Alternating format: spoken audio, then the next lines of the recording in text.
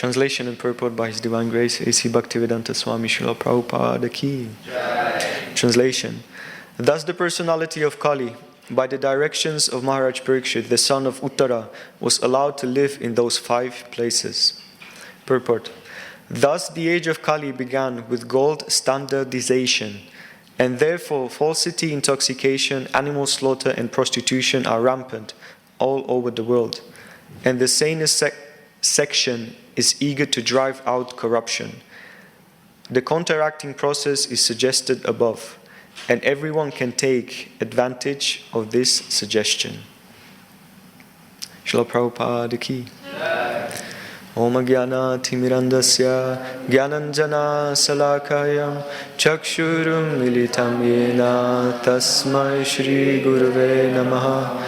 Nama Om Vishnu Padaya Krishna Prestaya Bhutale Srimate Bhakti Vedanta Swami Miti Namine. Namaste Saraswate Deve Gauravani Pracharine Nirvishesha Shunyavadi Paschatya Deshatarine. Jai Shri Krishna Chaitanya Prabhu Nityananda Shri Advaita Gadadhar Shrivasadi Gaura Bhaktavrinda. Hare Krishna, Krishna Krishna, Hare Hare, Hare Rama, Rama Rama, Hare Hare.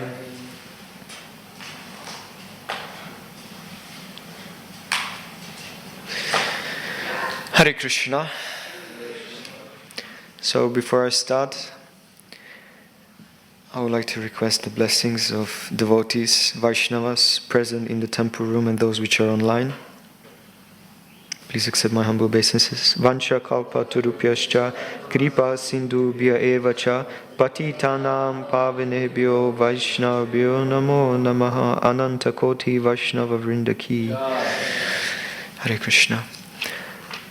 So we can hear in this section how Sutta Goswami is continuing the narration of the presentation of Kali personified with interaction with Maharaj Parikshit. So I just would like to do a quick recap. I'm just going to read the translations of 2 previous verses so we know. So Sutta Goswami said, this is verse 38.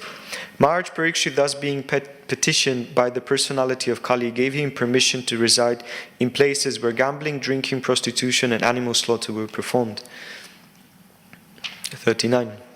The personality of Kali asked for something more, and because of begging, the king gave him permission to live where there is gold, because wherever there is gold, there is also falsity, intoxication, lust, envy, and enmity. And we're coming for today's verse. Thus the personality of Kali, by the directions of Maharaj Parikshit, the son of Uttara, was allowed to live in those 5 places. So we know which are those 5 places, right? Let's do a bit of a recap. So, what is the first place? Where is the place of residence for Kali personified? Where gold is stored? Yes, that's number 1. Number 2? Gambling is performed. 3? Where intoxication is performed. 4? Prostitution. And 5? Meat eating. So we need to ask ourselves, why specifically these places? These places are connected to the lower modes of material nature, and they are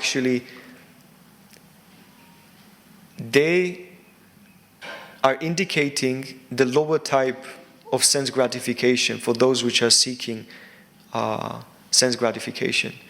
I mentioned it before a few months ago in one class, that actually there's one thing which the karmis of those which are in the material world and those which are spiritually already open or awake can have in common.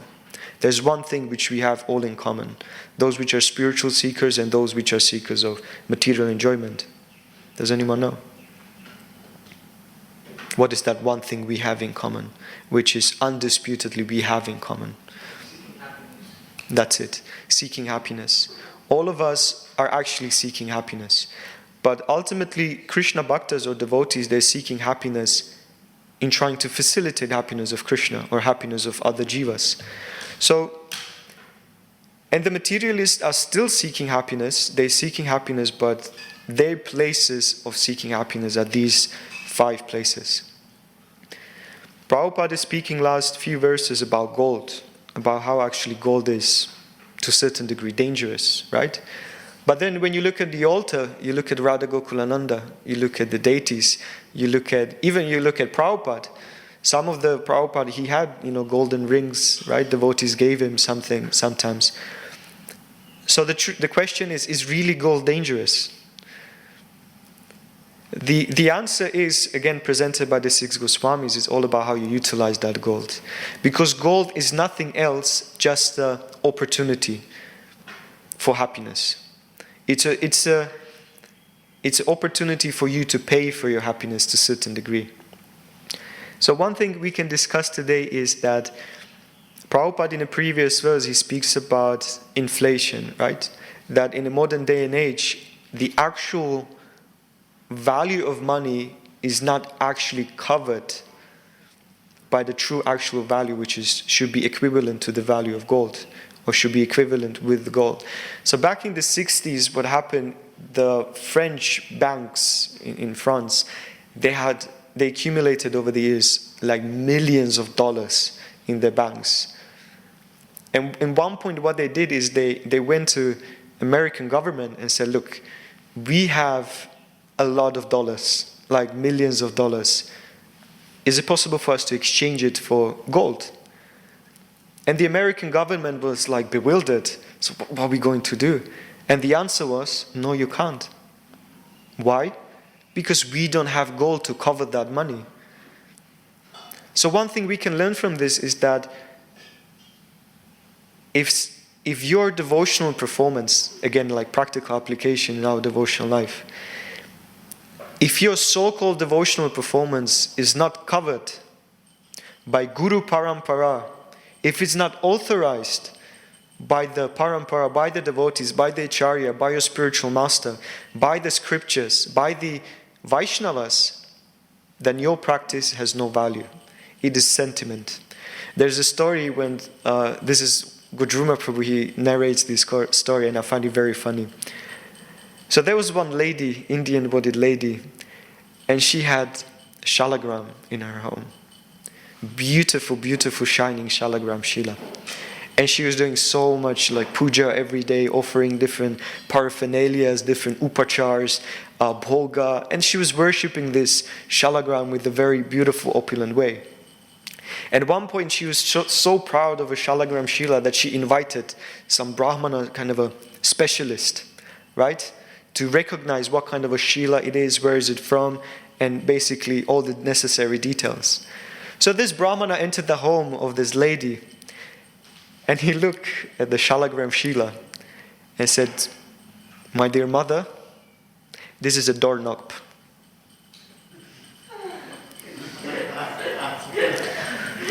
So this shalagram shila which you worship so opulently is actually a very nicely polished doorknob.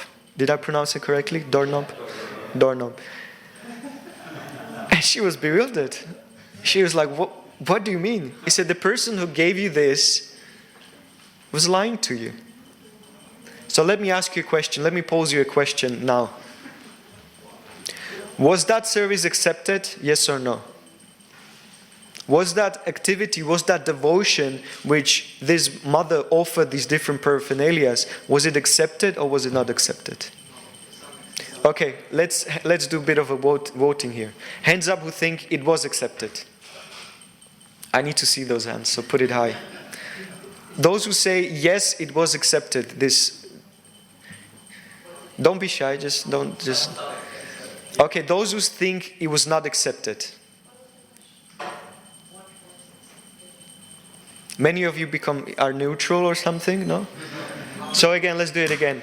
Those who think the offering on that shalagram shila, which was not shalagram shila, was a doorknob, was accepted by the Supreme Lord. You're saying yes, accepted. So the rest, I assume, saying no. Okay, let me. Was it an installed shalagram shila by That I don't know. That information I don't possess. So Prajna Prabhu asked if it was installed by a bona fide spiritual master. There's no Shalagram Shira as a doorknob. So, okay. So we have kind of two parties here, two sides. I don't know the answer. I can only pose my opinion, and then we can open it for discussion. So the opinion is that Krishna obviously can take and accept the worship through any different type of a medium. The main important thing for us is bhakti, right? But then on the other hand, Srila Prabhupada refers to the Archana Vidhi or Archana Vigraha, that it needs to be installed by a pure devotee or a representative of the Supreme Personality of Godhead. And he gave this analogy of, how do you call it, like these, how do you call it when you put the post box, right? So only if it's installed correctly, if it's from the correct material, if it's taken from a correct place, if the correct procedure when you invoke the presence of the deity is involved, only then it is authorized. So there are two things, right? So those who put their hands up saying, yes, it was accepted by the Lord, maybe if we can have a mic, we can have maybe one or two opinions. Those who put your hands up, please. You put your hands up, yes, Srinivas, that it will be accepted? It's on, right? Yes. I read in the Glories of Shalagram Srila, there's a book in Prabhupada's rooms. In there it says that the Shalagram Srila, there's no need to install it because it's self-manifested. Yeah, but let's take in consideration. And the other thing is, if someone doesn't install the Shalagram, they'll get punishment for it because there's no need for it. It's a self-manifest deity. Okay. So if someone is worshipping through Manasi in a pure way, then Krishna will accept that service. But this was a doorknob. But it doesn't matter, but the fact that she was thinking it's Shalagram. So you're saying that because she mentally projected as this is Shalagram Shila and she was worshipping in such a way, okay. So Krishna will accept it. Thank you. So those who said no, please give your arguments. Who said no?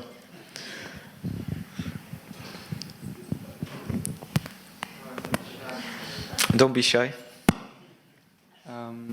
I say no for the simple reason, that it is not authorized, it was not recognized, just for that. Otherwise we could do anything and it would be accepted.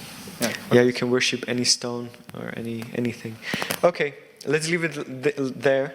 It was just kind of like an anecdote or a story.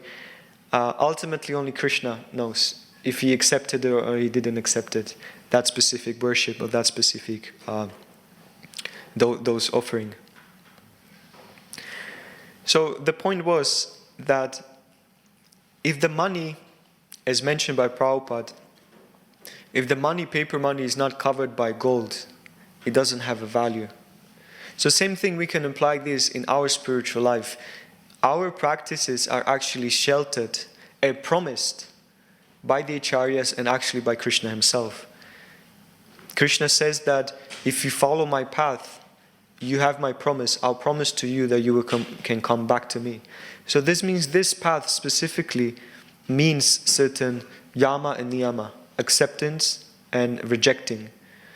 And specifically in this section of Srimad Bhagavatam, the places, the Panchasthani, the 5 places of residence of Kali personified, these places are prohibited obviously for the Vaishnavas. And for what reason?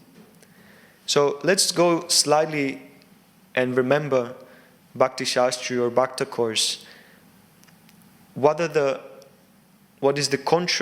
opposite side of what actually these 4 places or 4 regulative principles or 4 negative things are actually, what are the 4 pillars of Dharma, right?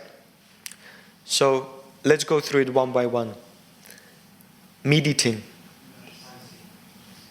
Mercy, basically, doya. So if those people which are residing in the places where meat eating is accepted, or even where the animals are butchered, what happens is that doya is missing, is lacking within your life. And we should never forget one of the 3 principles of Chaitanya Vaishnavas is Jiva Doy. So how can you produce mercy, or not even produce mercy, how can you be a medium that the mercy may flow through if you are associating with this meat eating, with this meat butchering? It's not possible. Therefore, one of the instructions of Chaitanya Mahaprabhu is cut. There's no jiva doy within you if you're participating in eating meat. And whatever mercy you think you may producing is basically just a mental speculation, just a mental concoction. How many times I met people on book distribution and say, I support UNICEF and all these different charities. But do you eat meat? Yes, I eat meat. Do you have a dog? Yes, I have a dog. Would you butcher him? No, I won't. So there's very big disbalance what people actually understand as a mercy. And that's only because their association is based on accepting something which is impure, which is basically meat. So what is the other part? What is the other pillar of Dharma? Let's say intoxication.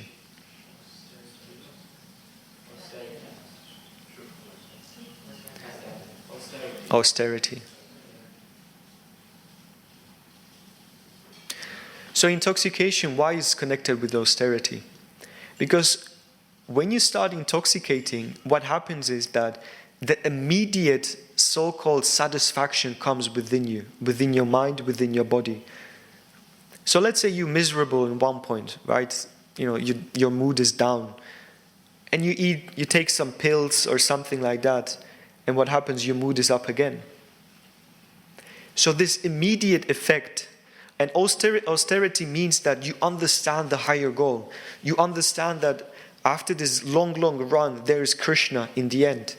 Austerity means that you reject all these negative things and even all these positive things which will give you that immediate relief.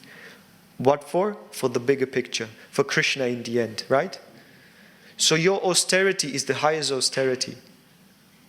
Even if you're down sometimes, even if there are obstacles in your devotional life, austerity means sticking to the process, chanting 16 rounds and 4 regulative principles. But when you intoxicate, what you do is you straight away try to invite by some external procedures some so-called happiness within you. You try to just put the pain aside and just accept some so-called happiness, right? When people intoxicate, that's what they want. All these four activities are actually connected to happiness. But devotees know that there's no true everlasting happiness within them. That's why intoxication is connected like this.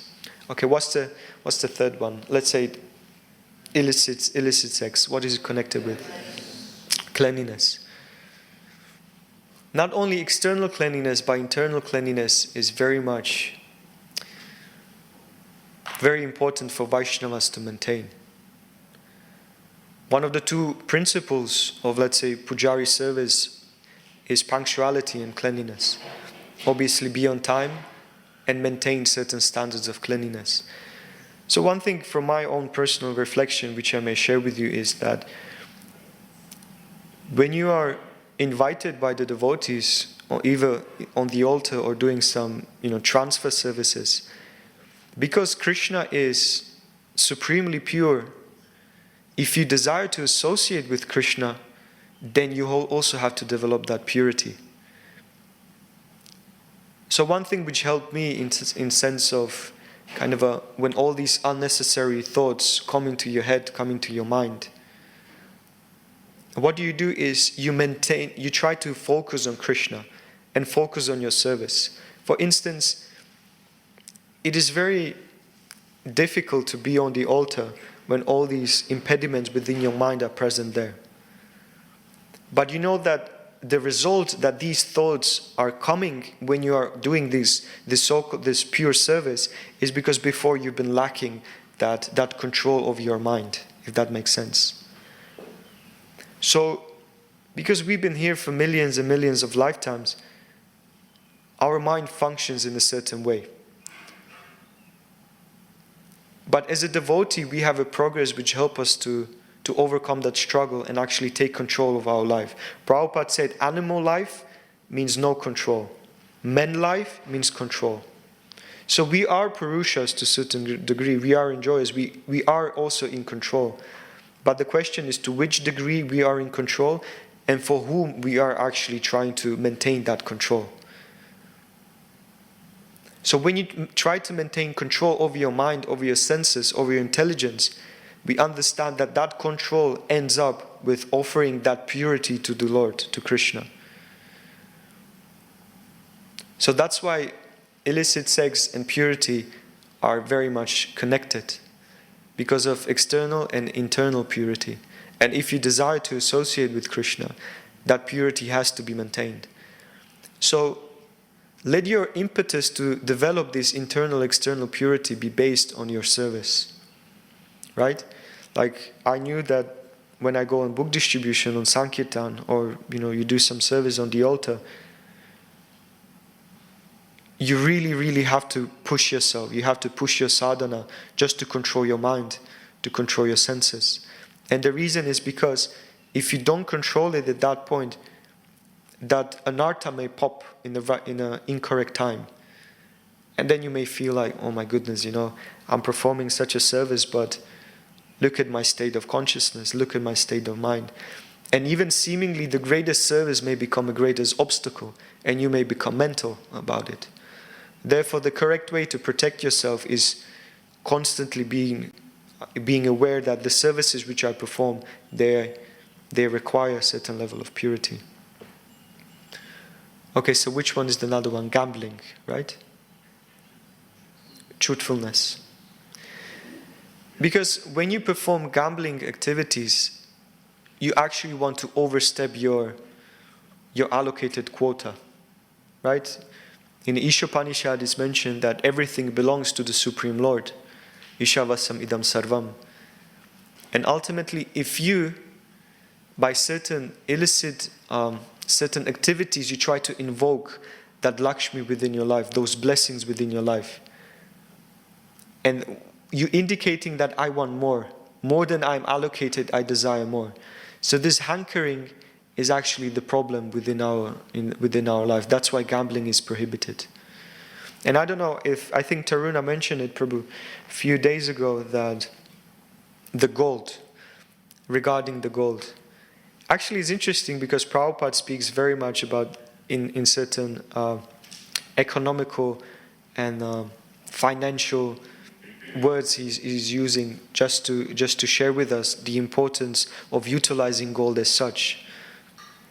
So in the ancient times when the yagyas have been performed, gold and gold utensils or gold paraphernalia have been in very great importance for performing yagic sacrifices.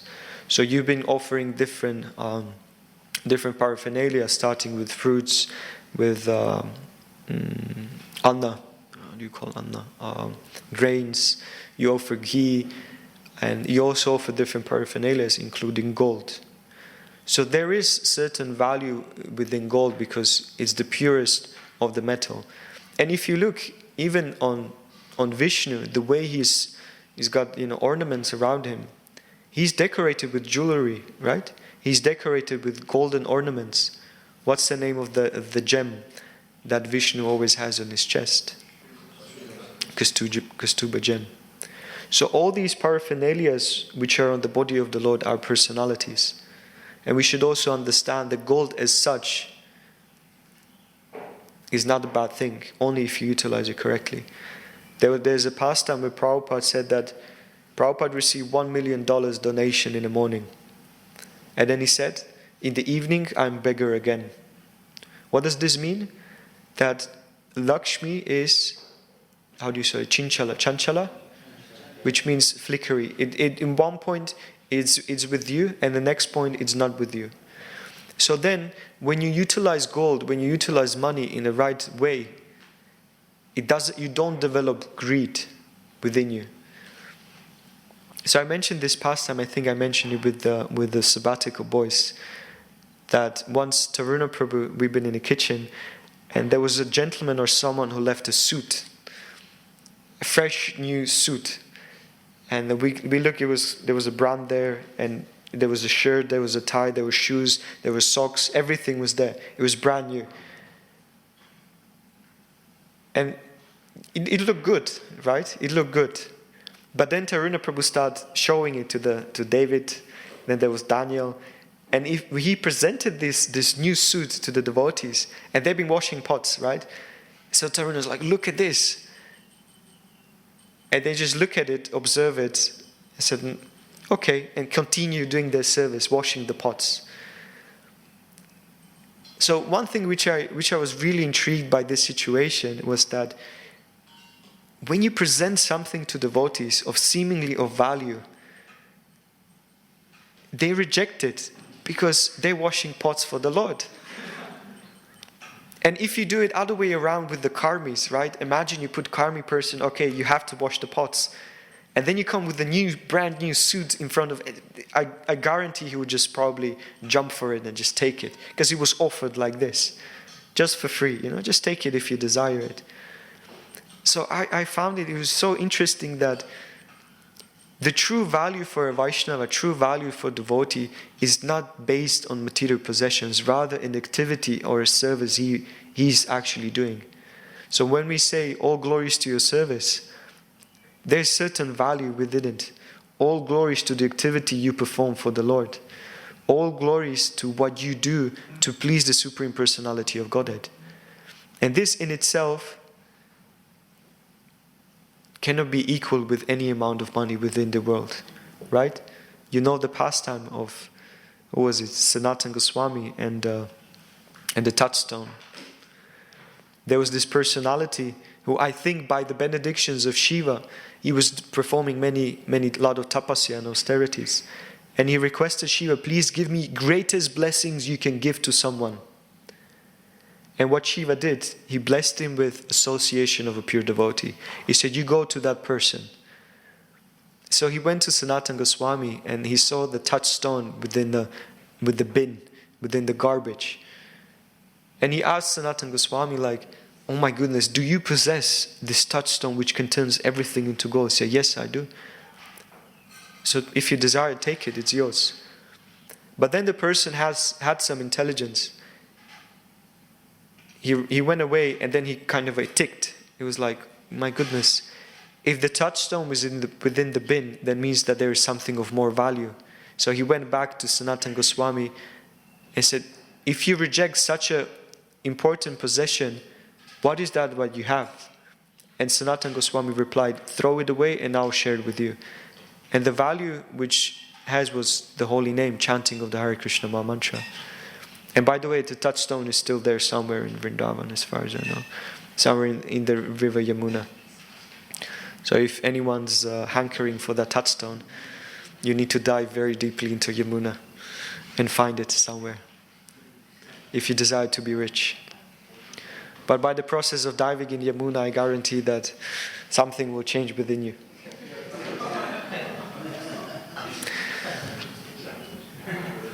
So Prabhupada is saying in the purport, the Sena section is eager to drive out corruption. So those people which have certain knowledge and certain understanding of Krishna consciousness, because they are not associating with the four prominent activities within the material world, they are eager to help others, right? And in this way they're performing Jiva Doi. So many times, in the news, or I'm from Slovakia, so there are also always some kind of political disturbances there happening. But I think this country is not alone where political issues are always happening. And the reason is that people, they are just not educated. They don't understand the karma and they don't understand the concept of guna. So if we want to get this corruption out of the way, it's so simple. Just become a worshipper of Krishna rather than being the worshipper of Kali.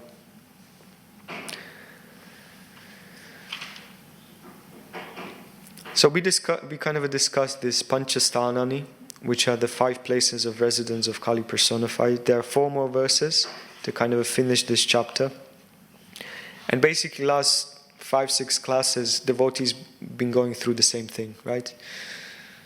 This is Kali, this is Parikshit Maharaj, this is the 4 places which are not conducive for spiritual advancement, plus this gold. But ultimately, there's one interesting verse which was shared with Taruna Prabhu. He shared this one with me. It's in Srimad Bhagavatam 6.3.21. Shri Shri Radha Gokulananda ki, Shri Shri Sitaram Lakshman Hanuman ki, Shri Shri Gaurnitai ki. And this brings us to the first point which we mentioned. If one doesn't follow the 4 recognized disciplic successions, his mantra or initiation is useless. So to get back to the point with the gold, how the money is useless without being properly covered. So even the mantra or even the seemingly devotional service that we perform is useless if it's not connected to the Guru Parampara and if it's not authorized. So recently I spoke with my spiritual master, His Holiness Kadamba Maharaj, and I was sharing with him that sometimes the service on the altar is very interesting, and Krishna gives you reactions very quickly. And one point Maharaj mentioned to me is that that's normal because you are very close to the source of all purity. But the answer was that, but you are sanctified. You received, you are authorized to be there, in the sense that, because when you receive those Gayatri mantras, or when you receive the blessings of spiritual master and permission, that means you can do that. Of course, mind needs to be in the right place, activity needs to be in the right place, but you are authorized. So same thing with you chant Hare Krishna, because you receive it from the Guru Parampara, you are authorized. The value, the potency, the strength of the mantra is there. So the process of purification is also there, because it's authorized. Because it's not some whimsical activity, it's authorized. So we should understand that when we perform bhakti yoga, it's authorized because of the acharyas, because of Krishna, because of Bhagavad Gita, because of Shastra, it is authorized. So same thing with here. If the currency is covered by amount of gold, it has a value. So same thing if a devotee is connected with the Guru Parampara, there's value there. Otherwise it's just a speculation. That's why Srila Prabhupada put so much emphasis on studying the books, studying the scriptures. So just we know and discriminate what is authorized and what is not. Yeah, I spoke way too much on this small purport and small translation. So, if there are any points, any questions from the devotees, we still have 10 minutes. So if they wish to share anything, please do so.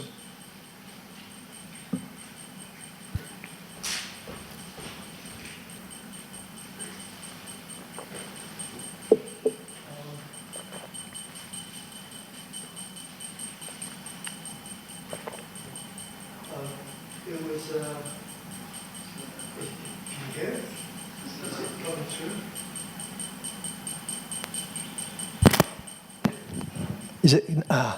Yeah. Okay. Gogovinda Swami.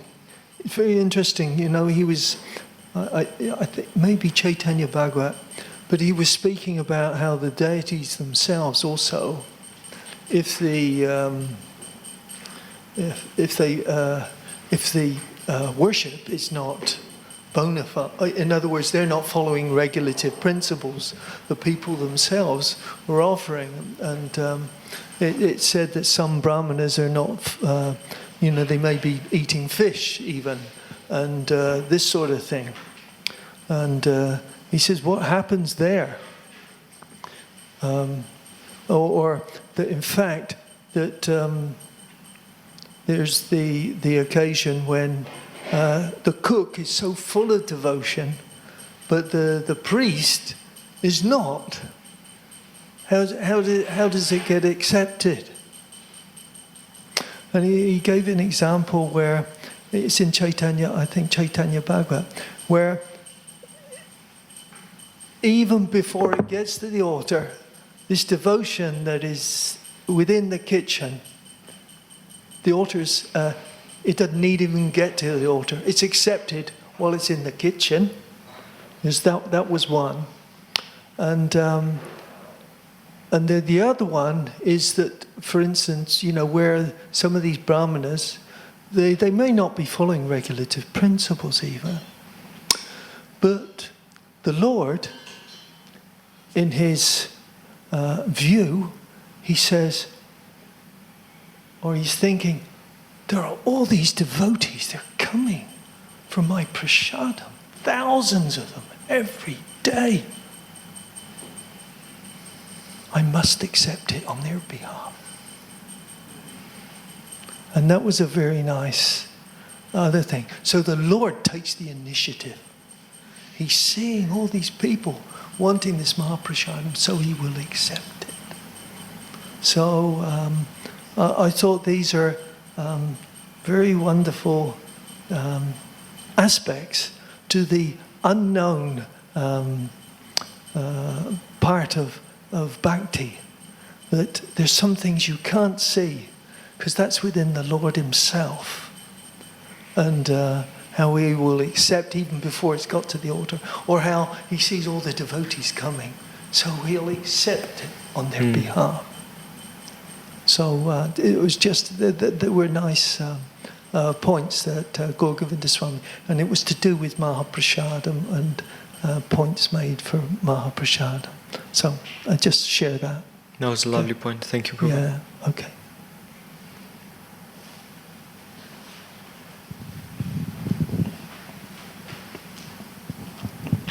Prabhu, thank you for the class.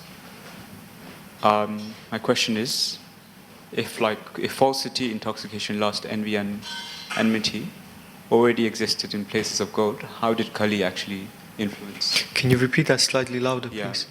If falsity, intoxication, lust, envy, and enmity already existed in places of gold, I was wondering how Kali had more influence. How did he actually have an effect? Places of God? Gold? Yeah. Gold. Yeah. Will anyone else would like to answer the question? Some senior Vaishnavas? Srinivas Prabhu? Parajan Prabhu?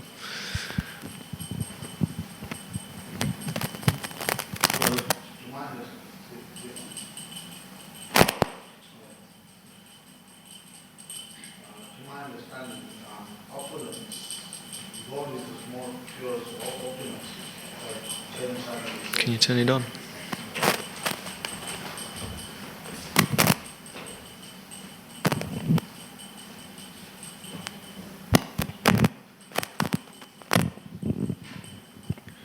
So gold is the most purest of all opulences.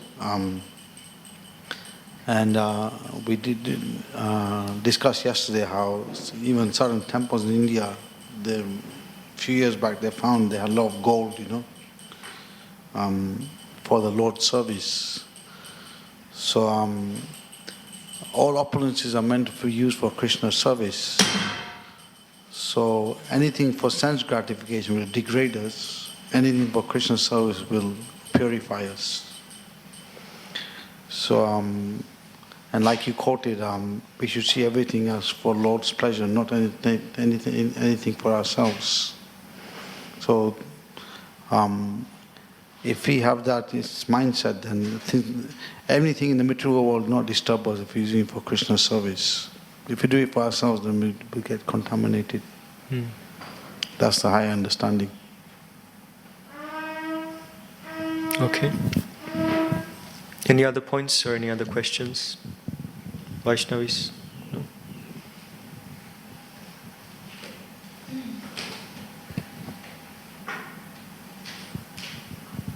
Okay. Grantara Srimad Bhagavatam ki, Srila Prabhupada ki, Nitagora Premanande, Haribo.